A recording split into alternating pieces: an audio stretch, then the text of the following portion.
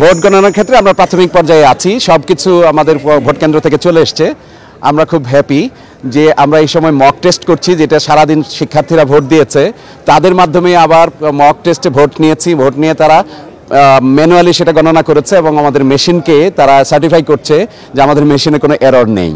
এবং খুব শীঘ্রই আমরা আশা করছি যে একটার পর একটা হল আমরা স্ক্যান করব এবং দ্রুততার সাথে আমরা ফলাফল প্রকাশ করতে পারবো ইনশাআল্লাহ। আমরা একটা তথ্য পেয়েছি হল ভিত্তিক এবং মোট সংখ্যা শতাংশ, এটা ঠিক আছে? এইটা আমরা যারা হাজিরা আমরা করেছি, আমাদের যে ক্রস চেকের কথা আমরা বলেছিলাম, সিকিউরিটির কথা বলেছিলাম যে কোনো ভুলভ্রান্তি হয় কিনা, আমরা ভোটারদের হাজিরা থেকে যে তথ্য পেয়েছি বিভিন্ন হল থেকে, সেখানে 69.83% আমরা কাউন্ট পেয়েছি এবং এইটি খুবই আশাব্যঞ্জক একটি পার্সেন্টেজ যে শিক্ষার্থীদের উৎসবের যে কথাটি আমরা বলছি সেটি কিন্তু সেটাই প্রমাণ করে।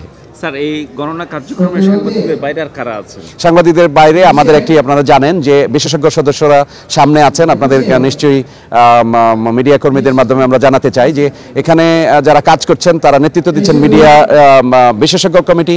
বিশেষজ্ঞ কমিটির মধ্যে যারা আছেন নির্বাচন কমিশনের বিশেষ যারা দায়িত্বপ্রাপ্ত ফলাফল গণনার আছেন, তারপরে হলো পোলিং এজেন্ট যারা সারাদিন ভোট দিয়েছেন, তারা কিন্তু বাক্সগুলি খুলবেন তাদের সামনে।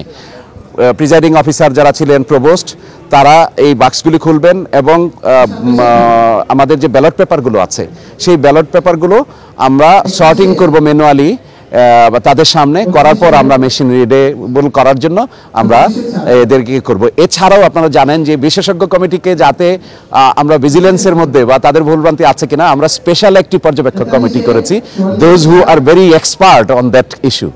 Thank you.